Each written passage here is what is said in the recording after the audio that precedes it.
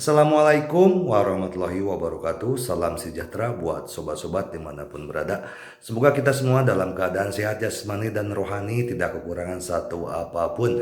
Amin ya robbal alamin. Bab 376 sampai 380. Semua orang yang menonton memandangi dua orang yang terjatuh hampir bersamaan karena terkejut.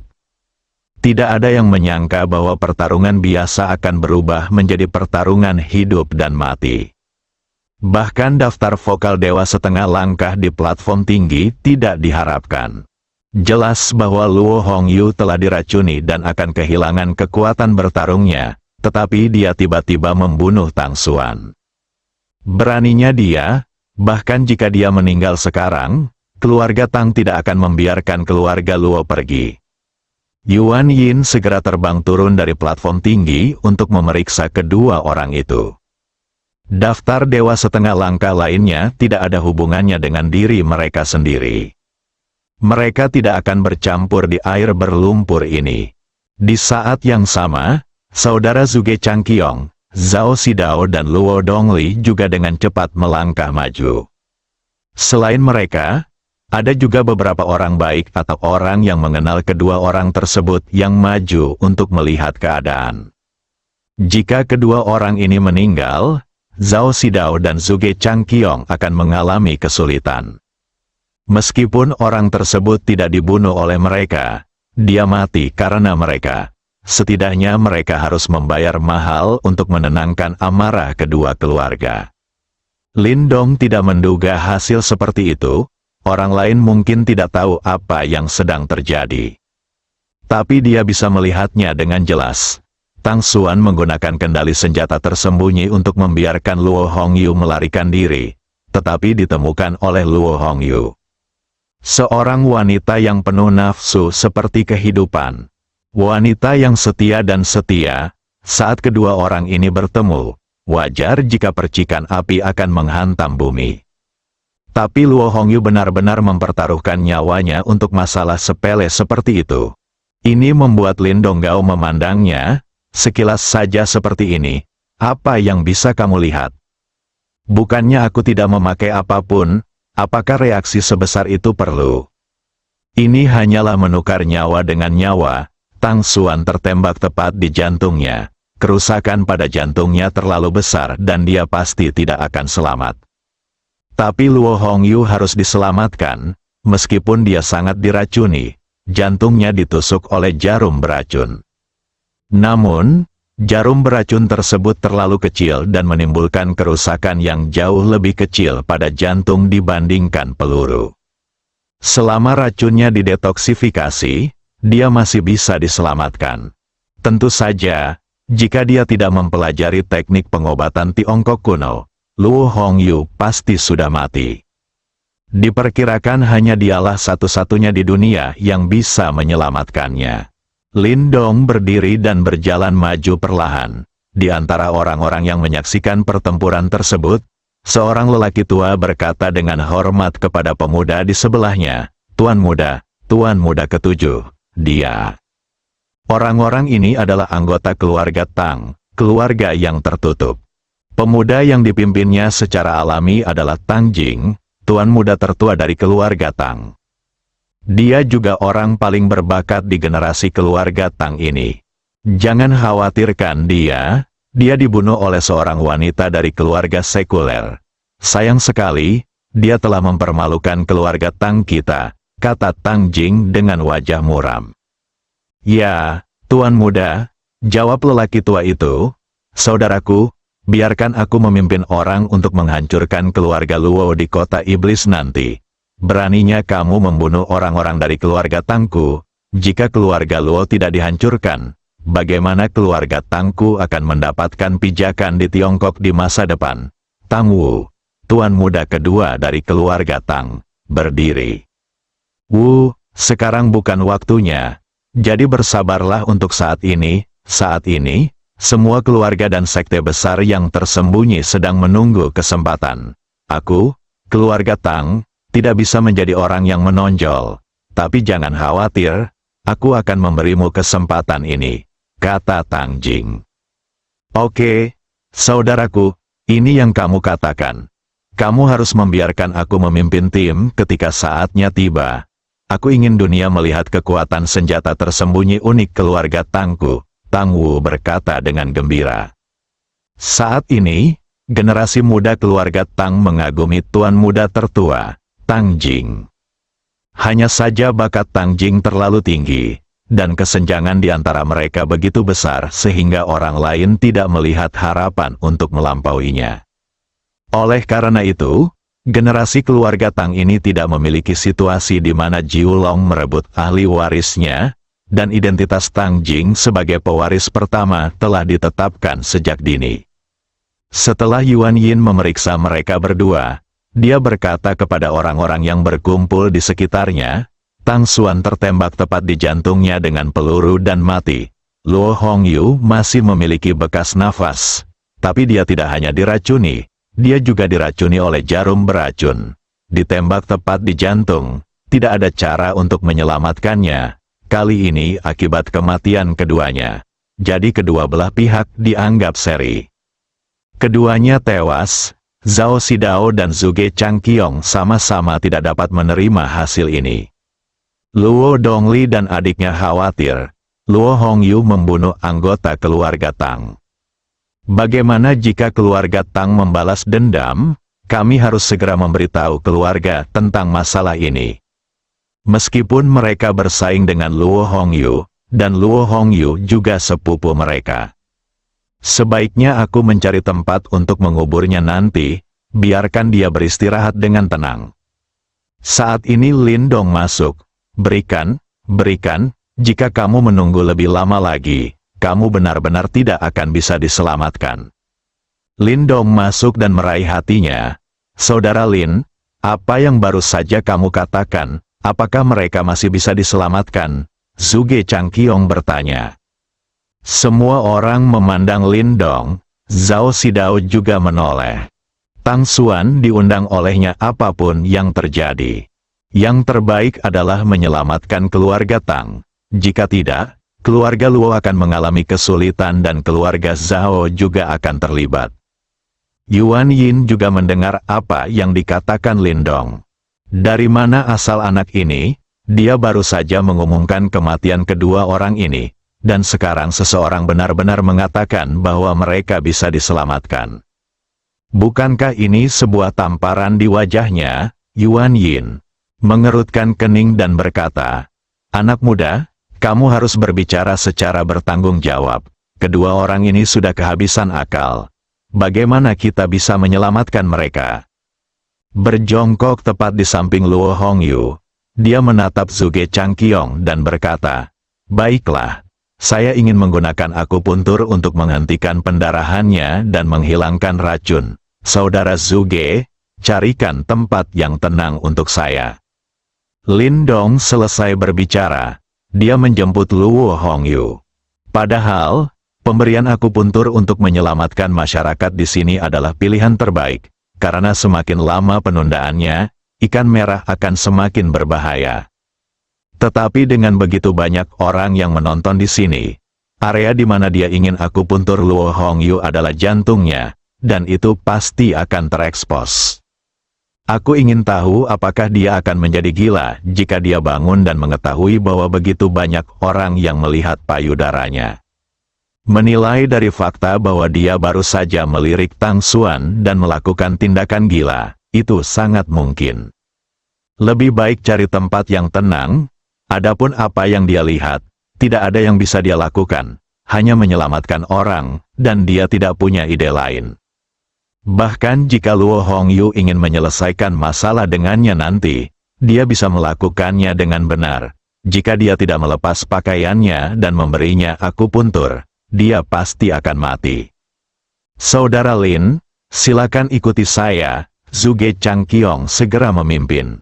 Meskipun dia sedikit bingung, Lin Dong sebenarnya tahu keterampilan medis. Terlebih lagi, Luo Hongyu telah dinyatakan meninggal oleh penatua Yuan Yin dari Kunlun. Tapi mari kita perlakukan kuda mati sebagai dokter kuda yang hidup. Karena Lin Dong bilang dia bisa menyimpannya, ayo kita coba. Lin Dong mengikuti Zuge Changqiong dengan Luo Hongyu di pelukannya, dan saudara laki-laki dan perempuan Luo Dongli juga mengikuti. Adapun Tang Xuan, dia benar-benar mati. Zhao Xidao meminta orang-orang untuk membawa tubuh Tang Xuan ke bawah. Kompetisi dihentikan sementara. Semua orang juga mulai membicarakannya. Yuan Yin tampak sedikit jelek saat dia melihat orang-orang pergi. Dia berada setengah tingkat dalam daftar dewa, tapi dia diabaikan oleh seorang anak laki-laki. Bukankah Penatua Yuan Yin mengatakan bahwa Nona Luo tidak ada harapan? Siapa anak laki-laki itu? Dia sebenarnya mengatakan bahwa dia bisa diselamatkan. Itu bisa menghemat banyak. Apa kamu tidak tahu reputasi senjata tersembunyi keluarga Tang? Dengan banyaknya senjata tersembunyi beracun, tanpa penawar unik keluarga Tang, semua orang pasti akan mati. Apalagi jantungnya terkena serangan, pukulan mematikan Tuan Tang. Bagaimana dia bisa diselamatkan jika dia memakainya? Lalu mengapa anak laki-laki itu mengatakan dia bisa diselamatkan? Saya pikir dia ingin menemukan kedamaian karena kecantikan dan sosok seksi dari keluarga Luo, tempat di mana tidak ada orang di sekitarnya. Saya ingin merasa nyaman. Ya, sosok Nona Luo benar-benar terbaik. Lin Dong tidak mendengar orang-orang ini berbicara. Kalau tidak, dia pasti ingin tampar mereka sampai mati. Tepat ketika orang lain mempunyai pikiran kotor seperti mereka. Jika dia punya niat seperti itu, mungkin tidak ada wanita di dunia ini yang bisa menolaknya. Lin Dong mengikuti Zuge Changqiong ke dalam hutan lebat, menemukan tempat yang tenang, dan kemudian membaringkan Luo Hongyu di tanah. Saudara Zuge, saudara Dongli, pergi dan awasi saya, tidak seorang pun boleh datang. Nona Luo tetap di sini untuk membantu saya, kata Lin Dong. Oke, aku serahkan ikan merah itu padamu. Setelah Zuge Changqiong mengatakan itu, dia berbalik dan pergi. Luo Dongli melirik Lin Dong dan berbalik untuk pergi. Lin Dong, apakah kamu benar-benar punya cara untuk menyelamatkan Luo Hongyu? Luo Qianrou bertanya. Apakah kamu tidak ingin aku menyelamatkannya? Tanya Lin Dong. Lin Dong, kamu pikir aku ini siapa? Bagaimanapun, Luo Hongyu adalah sepupuku. Meskipun ada persaingan antara dia dan kakakku, ini adalah persaingan yang jujur antara ahli waris keluarga. Kami tidak akan menggunakan metode gelap seperti itu, kata Luo Qianrou dengan marah di Lin Dong. Kalau begitu cepat lepaskan celana dalamnya dan perlihatkan isi hatinya. Lin Dong berbalik dan berkata. Apa? Kamu seorang wanita? Apa yang membuatmu malu? Cepatlah. Semakin lama waktu berlalu, semakin besar bahayanya bagi Luo Hongyu. Harus memberitahumu. Jika Luo Hongyu bangun dan mengetahui bahwa kamu telah melihat semuanya, dia pasti akan membunuhmu. Aku tahu karakternya dengan sangat baik. Meskipun dia biasanya ceroboh dan suka mengatakan sesuatu untuk merayu pria, dia tetap berpikir dia tidak bersalah. Lebih penting daripada kehidupan. Lin Dong berpikir dalam hati, saya harus tahu bahwa dia lebih menghargai kepolosan daripada kehidupan. Jika tidak, bagaimana dia bisa mati bersama Tang Xuan? Tapi sekarang tidak ada jalan lain, dan bahkan jika Luo Hongyu ingin bunuh diri, dia harus memiliki kemampuan untuk melakukannya. Selain itu, dia adalah penyelamatnya, tidak seperti Tang Xuan yang menggodanya. Apa yang bisa kita lakukan? Jika aku tidak melihatnya, aku tidak bisa menyelamatkannya, dan dia pasti akan mati. Berhentilah mengomel. Aku bahkan tidak takut. Apa yang kamu takutkan? Cepatlah, mendesak. Oke. Luo Qianrou berhenti berbicara omong kosong dan mulai melepas pakaian Luo Hongyu dengan rapi, memperlihatkan posisi hatinya. Luo Qianrou melihat sekilas jantung Luo Hongyu. Ada titik merah kecil di kulit seputih salju, yang seharusnya menjadi tempat jarum beracun menembus jantung. Oke, cepat. Setelah melakukan ini, kata Luo Qianrou, Lindong baru saja berbalik dan tertegun sejenak saat melihat payudara montok Luo Hongyu yang seputih salju. Sungguh sangat indah, lebih besar dari milik Yunsi. Jika Anda memegangnya di tangan Anda, Lindong dengan cepat melafalkan mantra meditasi dalam hati, menyingkirkan pikiran ini, berjongkok, dan satu set jarum perak muncul di tangannya. Ini dibuat khusus olehnya setelah dia mempelajari pengobatan Tiongkok kuno. Menurut pengetahuan pengobatan Tiongkok kuno, jarum perak adalah hal yang paling berguna dalam pengobatan kuno. Hampir semua penyakit dapat diobati dengan jarum perak. Meski tidak bisa disembuhkan, penyakit ini bisa dikendalikan. Lindong mulai menyuntikkan jarum dengan sangat cepat sehingga Luo Qianru di sampingnya terpesona. Dia sama sekali tidak bisa melihat dengan jelas gerakan tangan Lindong. Dalam waktu kurang dari 10 detik, hati Luo Hongyu sudah dipenuhi jarum perak. Pada saat yang sama, Lindong mengambil tangan dan kaki Luo Hongyu dan membuat lubang kecil di ujung jarinya. Segera, darah hitam mulai mengalir keluar dari lubang kecil di ujung jari Luo Hongyu. Ini adalah racun sangat beracun yang dibawa oleh senjata tersembunyi keluarga Tang. Wajah Luo Hongyu perlahan mulai berubah dari putih menjadi kemerahan. Pernapasan juga mulai berirama, yang montok mulai naik dan turun dengan hebat. Luo Qianru tampak terkejut. Apakah ini penyelamat? Ini sangat mudah, dalam waktu kurang dari 1 menit, dia dapat dengan jelas merasakan vitalitas Luo Hongyu kembali. Luo Hongyu, yang baru saja berada di ambang kematian, kini bernapas perlahan dan teratur. Luar biasa, Luo Qianru memandang Lindong dengan rasa ingin tahu. Orang ini punya terlalu banyak rahasia, bukan? Ketika Suan-Suan kembali, saya harus meluangkan waktu untuk menanyakan pertanyaannya. Lindong sangat misterius. Bahkan Penatua Yuanyin dari daftar Dewa Setengah Langkah Kunlun mengatakan bahwa dia telah mengumumkan kematian Luo Hongyu. Sekarang dia diselamatkan hanya dalam 1 menit. Sungguh keajaiban, langkah Lindonggang terlihat sederhana, namun nyatanya jauh lebih sulit. Dalam waktu kurang dari 10 detik, ratusan jarum dimasukkan ke dalam jantung Luo Hongyu. Apalagi kekuatan dan kedalaman setiap jahitan berbeda-beda, sehingga tidak ada ruang untuk kesalahan. Jika tidak, Luo Hongyu tidak hanya tidak bisa diselamatkan, tetapi hanya akan mempercepat kematiannya. Setiap jarum menusuk dengan jejak udara, memberikan vitalitas baru pada jantung Luo Hongyu yang akan berhenti berdetak. Ingin melakukan ini bukan hanya tentang mempelajari teknik pengobatan Tiongkok kuno. Hal ini juga membutuhkan kekuatan dan kontrol mental yang kuat. Oleh karena itu, meskipun orang awam mempelajari teknik pengobatan Tiongkok kuno, mereka tidak akan mampu mencapai pemandangan seperti itu yang dapat dihidupkan kembali. Selain itu, menyuntikkan jarum ke jantung wanita jauh lebih sulit daripada menyuntik pria. Apalagi wanita dengan sosok super baik seperti Luo Hongyu. Saat ini, Lindong diam-diam menghitung waktu di dalam hatinya. Rasanya waktunya telah tiba. Racun dalam tubuh Luo Hongyu tidak lagi dikeluarkan. Lindong dengan cepat mengambil tindakan lagi, menjentikkan setiap jarum perak dengan ringan dengan kecepatan yang sangat cepat. Butuh beberapa detik untuk menjentikkan semua jarum perak. Bas bas bas, setiap jarum perak sedikit bergetar.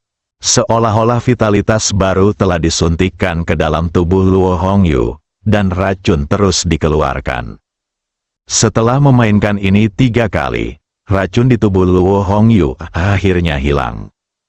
Darah yang mengalir keluar juga berubah menjadi merah cerah. Saat ini, Lindong menghela nafas lega. Setelah racunnya dikeluarkan, Luo Hongyu memanfaatkan situasi tersebut dan benar-benar keluar dari bahaya. Hanya saja akan ada masa kelemahan dan perlu dilakukan pemulihan. Saat ini, Mata Luo Hongyu sedikit bergetar dan terbuka. Hal pertama yang dilihat Luo Hongyu ketika dia membuka matanya adalah wajah muda dan tampan. Lindong, apakah kamu masih hidup? Luo Hongyu merenung sejenak, sepertinya teringat bahwa dia mati bersama Tang Xuan, orang yang menjijikkan. Tang Xuan juga tertembak tepat di jantungnya sendirian. Tapi apa yang terjadi sekarang? Lalu dia melihat Luo Qianru lagi. Mengapa sepupuku ada di sini? Luo Hongyu ingin bangun. Tetapi begitu dia mengangkat kepalanya, dia melihat payudaranya yang montok. Semuanya putih, tidak ada yang menutupinya, dan itu ditutupi dengan jarum perak. Luo Hongyu langsung tersipu dan ingin berteriak, namun ternyata saya tidak mempunyai kekuatan sama sekali. Dia hanya bisa mengeluarkan suara yang sangat menggoda bagi pria. Lindong hendak mengambil jarum perak di dada Luo Hongyu, tapi suara yang sangat menggoda terdengar dari telinganya. Dia memiringkan kepalanya, dan mata Luo Hongyu bertemu. Lindong dengan cepat menoleh, Nona Luo, saya melakukan ini untuk menyelamatkan Anda. Mohon tidak keberatan. Bagi dokter, tidak ada perbedaan antara pria dan wanita. Luo Qianru juga melihat ke arahnya saat ini, tapi dia tersenyum dan tidak berbicara. Terima kasih, dilihat dari situasi saat ini, Lindong seharusnya benar. Saya diselamatkan olehnya. Luo Hongyu tersipu dan tidak tahu harus berkata apa untuk sesaat, jadi dia hanya mengucapkan terima kasih. Sama-sama, kita bisa dianggap teman. Bisakah aku berbalik dan membantumu mengeluarkan jarum perak dari dadamu? Luo Hongyu melihat jarum yang tak terhitung jumlahnya tertancap di dada montoknya. Anda bisa bayangkan, saat Lindong menyuntik dirinya sendiri barusan, dia pasti sudah membacanya, dan bahkan mungkin menyentuhnya dengan tangannya. Tapi apa yang bisa dia katakan saat ini? Lindong melakukan ini untuk menyelamatkannya. Kalau tidak, dia mungkin sudah mati. Ayo. Kata Luo Hongyu dan terus berbaring dengan kepala, lalu menutup matanya. Lindong kemudian berbalik dan mulai mengumpulkan jarum perak. Setelah beberapa detik, jarum perak telah terkumpul. Lindong berdiri dan berkata, "Oke, Nona Luo bisa mengenakan pakaiannya." Racun di tubuhnya telah keluar, dan bagian jantungnya yang rusak telah berhenti mengeluarkan darah. Namun, dia masih perlu istirahat sebentar untuk pulih. Terima kasih, Lindong. Luo Hongyu mengucapkan terima kasih lagi. Tidak, aku pergi dulu. Kamu bisa berpakaian dan keluar lagi. Lindong pergi setelah mengatakan itu. Luo Qianru membantu Luo Hongyu berdiri, lalu membantunya berpakaian. Akamua, bisakah kamu pergi sendiri? Luo Qianru bertanya dengan sedikit tidak wajar. Dia tidak tahu bagaimana bergaul dengan sepupunya ini. Saya ingat mereka memiliki hubungan yang sangat baik ketika mereka masih muda. Namun sejak keluarga mengumumkan bahwa mereka akan memilih yang terbaik antara Luo Dongli dan Luo Hongyu untuk menjadi pewaris, hubungan mereka berubah. Luo Dongli adalah saudaranya, jadi mereka tentu saja memiliki hubungan paling dekat dengannya. Qianru, ada beberapa hal yang harus kuberitahukan padamu. Luo Hongyu berkata dengan lembut, apa yang terjadi? Luo Qianru bertanya dengan rasa ingin tahu. Di saat yang sama, dia juga merasakan ada yang salah dengan nada suara Luo Hongyu. Sepertinya mereka berdua sudah lama tidak berbicara dengan nada seperti ini. Dulu, setiap kali bertemu, keduanya akan saling mengejek. Dan setiap kali dia dikalahkan sepenuhnya. Sebenarnya, kakakmu adalah pewaris keluarga yang ditunjuk, dan aku hanyalah alat untuk memacu kemajuannya. Mata Luo Qianru melebar karena tidak percaya di wajahnya. Pikirkan kakakmu dulu seperti apa dia sekarang. Kapan dia mulai berubah? Jika keluarganya tidak melakukan ini, apakah dia bisa menjadi seperti sekarang? Mungkin dia masih playboy yang hanya tahu cara makan, minum, dan bersenang-senang. Tuan, Luo Dongli adalah pewaris keluarga Luo, dan targetku bukan di keluarga Luo. Tetapi pada saat itu, anak itu Luo Dongli tidak berperilaku seperti itu. Seorang pewaris sama sekali, jika dia terus bertindak seperti orang bodoh, masa depan keluarga Luo akan hancur. Bagaimana cara bertahan hidup di masa sulit? Jadi, setelah berdiskusi dengan ayah dan pamanku untuk merangsang Luo Dongli untuk berubah, dia mengumumkan bahwa Luo Dongli dan saya akan bersaing untuk posisi pewaris keluarga Luo, dan yang kalah akan dikeluarkan dari keluarga Luo. Ini, pikiran Luo Qianru adalah sedikit bingung untuk sementara waktu. Kakak dan adiknya telah membenci Luo Hongyu selama 10 tahun. Ternyata Luo Hongyu melakukan ini untuk mengubah saudaranya dan menjadikannya pewaris keluarga Luo yang memenuhi syarat. Sepupu Luo Tangga sepupu, apakah yang kamu katakan itu benar? Jika kamu memikirkannya menurut pemikiranku, kamu akan tahu apakah itu benar. 10 tahun yang lalu, keluarga Luo harmonis dan sejahtera. Mengapa kakek tiba-tiba bertindak seperti ini? Bukankah itu hanya untuk membina ahli waris yang dapat memimpin keluarga untuk bertahan hidup di masa-masa sulit di masa depan? Di antara para jenius ini, dia masih berada pada level yang lebih tinggi. Itu masih sama seperti sebelumnya, dan saya hanya dapat dimakan di masa-masa sulit di masa depan. Alasan mengapa saya membantu Zhao Xidao adalah agar keluarga Luo dapat memilikinya lebih banyak teman di masa-masa sulit di masa depan. Luo Qianrou mengingat semuanya dengan cermat. Sekali lagi, jawabannya ternyata kata-kata Luo Hongyu setidaknya 90% kemungkinannya benar. Ahonga kakak Hongyu. Maafkan aku, kata Luo Qianrou dengan mata merah. Dia tidak menyangka Luo Hongyu bersedia menjadi penjahat di mata mereka selama 10 tahun demi membiarkan kakaknya Luo Dongli tumbuh dewasa. Setiap kali mereka bertemu, mereka akan mengejek saudara-saudarinya. Dan dia sering mengalahkan kakaknya Luo Dongli saat itu. Dia pernah berharap Luo Hongyu ditabrak mobil saat dia keluar. Luo Hongyu menyentuh kepala Luo Qianrou dan berkata, "Gadis bodoh. Kita semua adalah satu keluarga.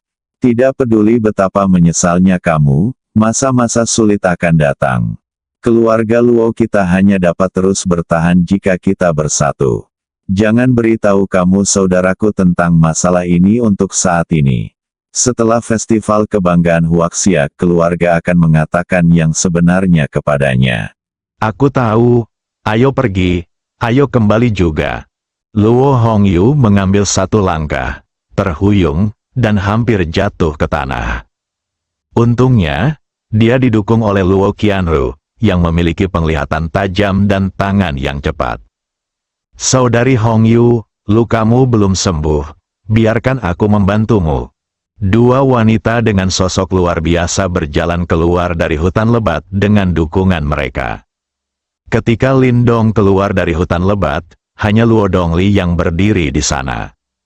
Zhuge Changqiong telah pergi untuk berpartisipasi dalam pertempuran.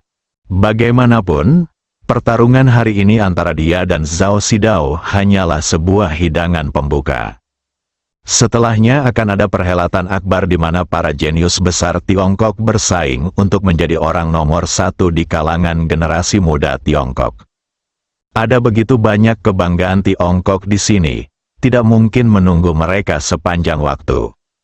Saudara Lin, bagaimana kabarmu? Luo Dongli bertanya.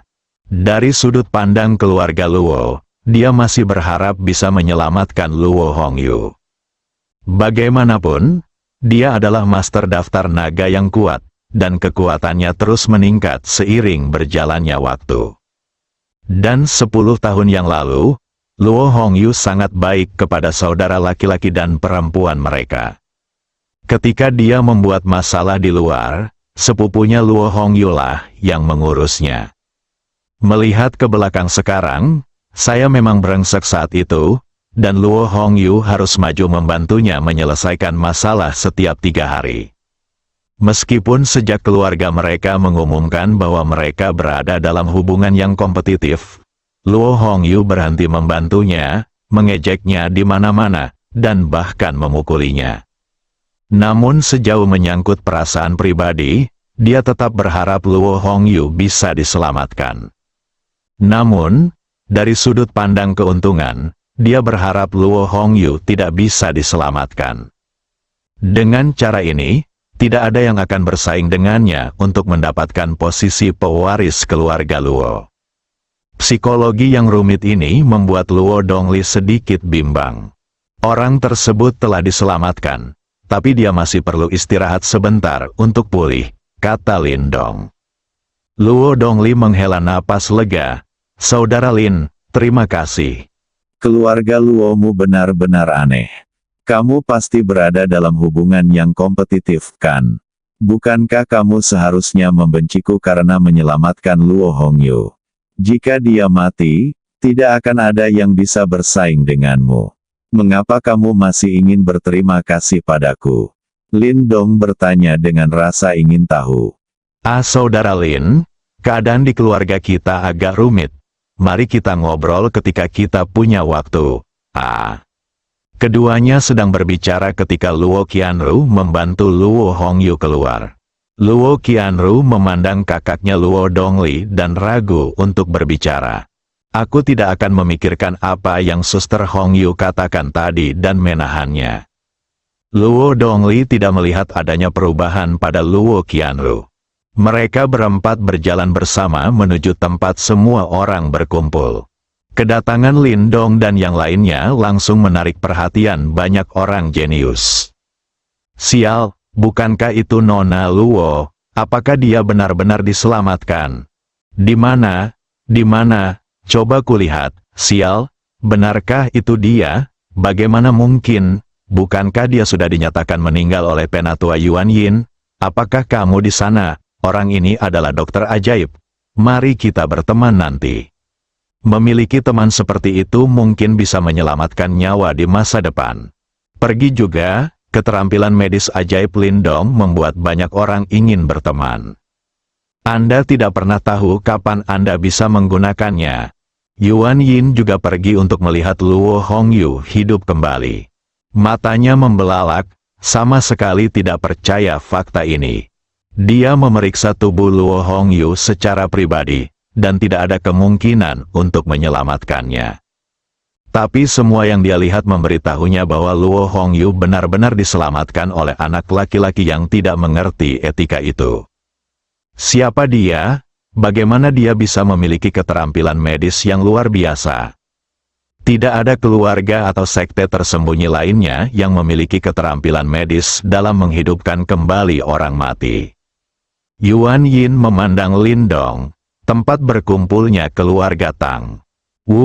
Setelah festival Tianjiao, aku memeriksa latar belakang anak itu. Dia mampu menghilangkan racun dari senjata tersembunyi keluarga Tang kita dengan begitu cepat. Kita harus tahu alasannya, jika tidak, efek jera dari senjata tersembunyi keluarga Tang kita akan turun. Tajam, putra tertua dari keluarga Tang, Tang Jing berkata. Aku tahu, saudaraku, jawab Tang Wu. Juga, anak laki-laki itu memiliki keterampilan medis yang sangat kuat, tetapi dia tidak menyelamatkan orang-orang di keluarga Tang saya, membiarkan Suan mati seperti ini, dan malah pergi menyelamatkan orang lain. Seberapa besar dia memandang rendah keluarga Tang saya? Atau apakah dia pikir keluarga Tangku pantas mati? Temukan peluang dan bunuh dia secara langsung, Tang Jing menambahkan. Saya mengerti, saudaraku, Tang Wu menyeringai dan berkata. Membunuh orang adalah hal favoritnya. Senang rasanya menyaksikan musuh Anda mati dalam keputusasaan dan ketidakberdayaan karena pelecehan Anda sendiri. Setelah Lin Dong dan yang lainnya tiba, mereka melihat Zhuge Changqiong dan Zhao Xidao berdiri di kedua sisi. Keduanya mengalami beberapa luka ringan, pasti sudah berjuang cukup lama. Melihat Luo Hongyu kembali hidup, Zhuge Changqiong memandang Lindong dengan penuh rasa terima kasih dan mengangguk padanya. Zhao Xidao, sebaliknya, memiliki wajah muram. Jika dia tidak bisa mengalahkan Zhuge Changqiong di kompetisi hari ini, dia akan mendapat masalah besar. Tuan, karena kita adalah protagonis dalam kompetisi hari ini, tidak ada gunanya mencoba dan menguji seperti ini. Sekarang saya harus serius. Hati-hati, Zhuge, sesuai keinginanmu.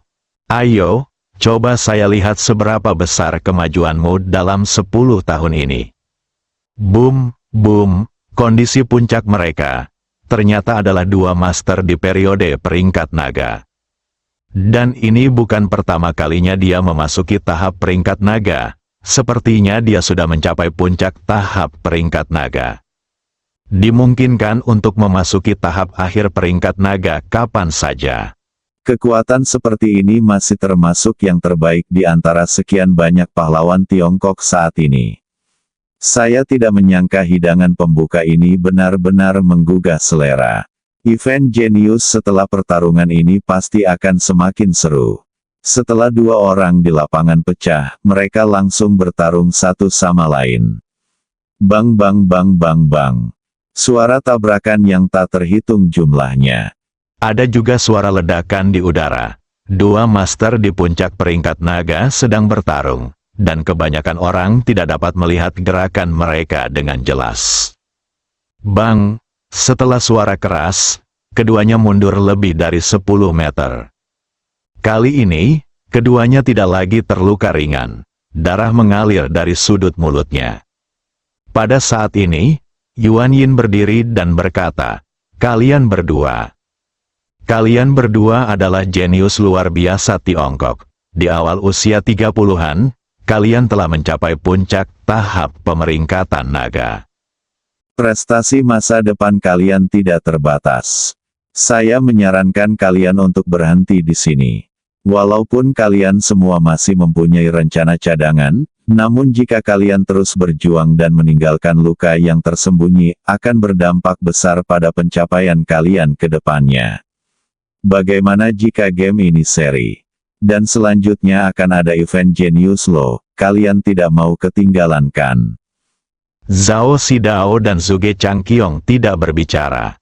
Keduanya mempertimbangkan pro dan kontra. Keduanya berada di puncak tahap peringkat naga, dan jurus pamungkas mereka pasti tidak berguna, tetapi jika mereka terus bertarung, bahkan jika mereka bisa menang, mereka akan terluka parah. Hal ini memang agak kontraproduktif. Selanjutnya adalah acara Tianjiao. Setelah peristiwa Tianjiao, masa-masa sulit datang. Jika cederanya terlalu parah, pasti akan berdampak besar pada rencana masa depan. Bagaimanapun, sekarang kekuatan mereka telah terlihat, dan semua orang telah mengingatnya. Tujuannya sudah tercapai, tidak perlu terus berjuang. Setuju, keduanya berkata bersamaan. Dalam hal ini, kedua belah pihak seri dalam permainan ini, dan skor besarnya juga seri. Berakhir dengan baik seperti ini, saya akan melupakan pertandingan terakhir. Saya setuju, kata Zhuge Changqiong. Dia tidak memahami kekuatan Lindong. Meskipun Lindong baru saja menunjukkan keterampilan medis yang luar biasa, bukan berarti dia sangat kuat. Dia sudah berspesialisasi dalam keterampilan medis. Seberapa kuat dia? Bagaimanapun, dia masih sangat muda. Hasil imbang adalah hasil terbaik saat ini. Karena disepakati bahwa 5 orang akan bertarung, pertandingan terakhir tentu saja akan menjadi kompetisi. Karena kita telah sepakat bahwa 5 orang akan bertarung, pertandingan terakhir tentu saja akan menjadi sebuah kompetisi. Zhao Xidao berkata perlahan. Zhuge Changqiong memandang Zhao Xidao. Aku menemukannya sedang menatapku sambil tersenyum. Salah, apakah Zhao Xidao punya rencana cadangan? Kenapa dia pikir dia bisa menang? Bukankah akan lebih bagus jika semua orang menggambar? Tujuannya telah tercapai, mengapa Anda harus bertaruh pada pertandingan terakhir? Kecuali dia 100% yakin. Jika dia kalah, Bukankah dia akan menembak dirinya sendiri? Yuan Yin tidak menyangka Zhao Xidao akan bersikeras bertarung untuk terakhir kalinya. Tapi karena salah satu pihak bersikeras, dia tidak punya alasan untuk menghentikannya, jadi ayo terus berjuang. Cepat dan akhiri agar kita bisa memulai pertempuran para jenius, ini adalah puncak hari ini. Ini juga merupakan bagian terpenting dari proyek Kunlun. Kemampuan Wen Ruyu dapat melampaui para jenius yang tak terhitung jumlahnya di Tiongkok, jadi tentu saja yang terbaik adalah memenangkan kemenangan akhir. Jika tidak, maka saatnya membuat rencana selanjutnya. Pokoknya, hasilnya pemenang akhir harus diikat ke Kunlun di dalam perahu. Karena beberapa orang ingin bersikeras bertarung untuk pertandingan terakhir, ayo kita mulai dengan cepat. Turun dan biarkan orang terakhir dari kedua belah pihak mengambil alih lapangan. Setelah pertarungan selesai, pertarungan para jenius akan dimulai. Setelah Lin Dong mendengar ini, dia langsung berjalan. Dia masih ingin memainkan pertandingan terakhir. Bukan karena ingin terkenal, tapi karena ingin membalas budi. Jika kita tidak bertarung dalam pertempuran terakhir ini, bagaimana kita bisa membalas budi Zhuge Changqiong? Tidak masalah untuk selalu berhutang. Setelah membalas budi Zhuge Changqiong, dia hanya berhutang budi pada Sang Guan Mingyu. Saya mungkin tidak berhutang apapun kepada siapapun. Dia selalu memiliki perbedaan yang jelas antara dendam dan dendam. Jika ada kebaikan, balas budi, dan jika ada kebencian, wajar untuk membalas dendam. Zhuge Changqiong berbalik dan berjalan. Keduanya bertemu di jalan. Saudara Lin, cobalah yang terbaik.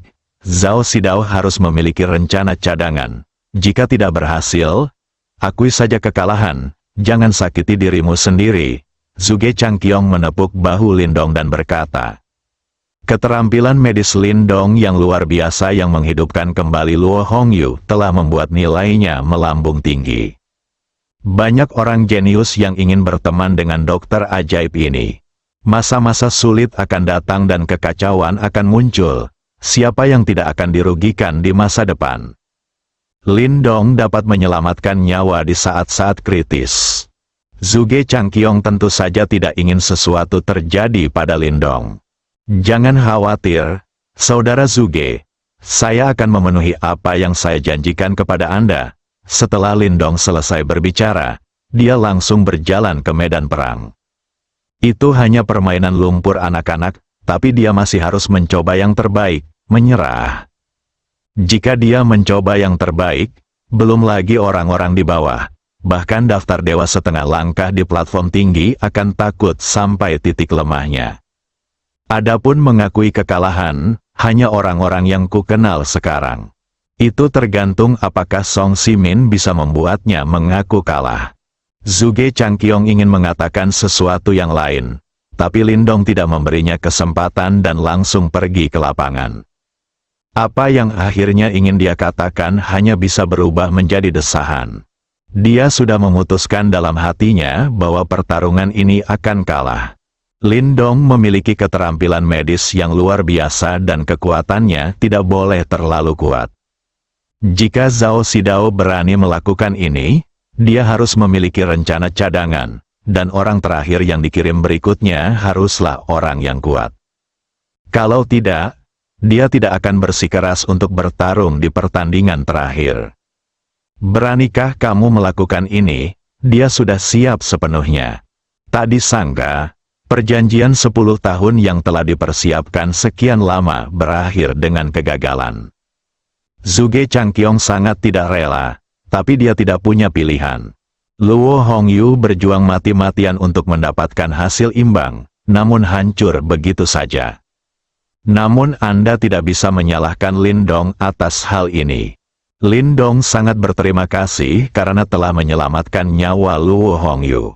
Hanya bisa dikatakan bahwa Zhao Xidao memang telah mempersiapkan diri dengan baik. Jika Luo Hongyu tidak mengalami kecelakaan, dia pasti menang. Kalah bukanlah hal yang tidak adil. Zhao Xidao berjalan kembali. berbicara dengan seorang pria berusia 37 tahun, dan bersiap untuk membiarkannya bermain. Dia memang memiliki kartu truf. Orang ini adalah master dari tahap peringkat naga yang dia sewa dengan harga mahal. Dan mereka berusia di bawah 40 tahun dan termasuk generasi muda. Meskipun saya baru memasuki tahap peringkat naga, masih sangat mudah untuk memenangkan peringkat naga di tahap awal. Karena ini adalah sebuah kompetisi, maka wajar untuk menentukan pemenangnya. Dia telah mengenal orang-orang Zhuge Changqiong dengan cermat sebelumnya. Dan kecuali Zhuge Changqiong, 4 lainnya semuanya berada di tahap awal peringkat naga. Jadi dia pasti akan memenangkan pertarungan hari ini. Apalagi saya sudah mempersiapkannya begitu lama dan menghabiskan banyak uang. Awalnya saya berpikir bahwa saya bisa memenangkan Zhuge Changqiong dengan kekuatan saya sendiri. Tetapi saya tidak menyangka bahwa Zhuge Changqiong tidak bermalas-malasan selama bertahun-tahun, dan mencapai puncak tahap pemeringkatan naga seperti dia. Keduanya berada di ranah yang sama, dan keduanya memiliki kartu truf masing-masing, sehingga sangat sulit untuk mengetahuinya. Untungnya, dia sudah menyiapkan tangan lainnya. Pria itu hendak naik ke panggung ketika dia disela oleh sebuah suara. Saya akan berada di pertandingan berikutnya. Zhao Xidao dan pria itu melihat bersama. Keduanya menyipitkan mata. Orang yang berbicara ternyata adalah tuan muda tertua dari keluarga Tang. Tang Jing awalnya berencana meminta Tang Wu memeriksa Lindong setelah acara Tianjiao, dan kemudian mencari kesempatan untuk membunuhnya. Tak disangka, orang di adegan terakhir sebenarnya adalah Lindong. Dan untungnya dia berjalan ke lapangan terlebih dahulu tanpa mengalami kematian. Zhao Xidao belum punya siapa-siapa di sini, hal ini membuatnya langsung mengalihkan perhatiannya. Mengambil tindakan di masa depan pasti akan menimbulkan masalah yang tidak perlu. Pasti mustahil bagi Lindong untuk memiliki keterampilan medis yang begitu ajaib di usia yang begitu muda tanpa warisan keluarga di belakangnya. Pada saat itu, ia akan menjadi pasif. Sekarang Lindong ada di lapangan, bahkan keluarga di belakangnya tidak bisa berkata apa-apa jika dia secara tidak sengaja membunuhnya di kompetisi. Bukan? Seseorang dari keluarga Tang saya juga tewas dalam kompetisi tersebut. Selain itu, dia takut Tang Wulong tidak cukup kuat di peringkat dan harus bermain secara langsung. Dia ingin membunuh Lindong di lapangan, beritahu dia konsekuensi menyinggung keluarga Tang. Adapun bagaimana dia tersinggung, Lindong tidak berani menyelamatkan keluarga Tang untuk pertama kalinya, tetapi pergi menyelamatkan orang lain. Dan akibat meremehkan keluarga Tang adalah dianggap sebagai musuh oleh keluarga Tang. Bahkan jika Tang Xuan tidak dapat diselamatkan, Anda harus menyelamatkannya terlebih dahulu. Keluarga Tang sangat mendominasi, tentu saja. Alasan lainnya adalah Lindong mampu menghilangkan racun dari senjata tersembunyi keluarga Tang dengan begitu cepat, yang tentunya bukan hal yang baik bagi keluarga Tang. Jika Anda bisa menghilangkannya, Anda harus menyingkirkannya. Tang Jing tidak hanya ingin menyingkirkan Lindong, tapi juga ingin menyingkirkan keluarga di belakangnya. Dengan cara ini, tidak ada yang bisa menyembuhkan racun keluarga Tang, hanya mereka sendiri yang bisa menyembuhkannya. Hanya dengan cara inilah kekuatan pencegah dari senjata tersembunyi keluarga Tang dapat dimanfaatkan sepenuhnya. Tang, Tuan Muda Tang, apakah Anda akan mengambil tindakan? Menghadapi Tuan Muda tertua dari keluarga Tang, Zhao Xidao harus berhati-hati. Agar keluarga Tang mengirim seseorang untuk membantunya, dia membayar mahal. Sekarang Tang Xuan sudah mati, entah itu karena Tang Xuan kekurangan kekuatan atau dia ceroboh dalam bertarung. Dia perlu mengungkapkan rasa terima kasihnya lagi kepada keluarga Tang. Dan mulai sekarang, keluarga Zhao harus bergantung pada keluarga Tang. Jika tidak, Song Ximin akan mati. Keluarga Zhao juga akan kewalahan oleh gelombang era yang hebat ini. Keluarga dan sekte tersembunyi di dunia saat ini terlalu kuat. Bersambung.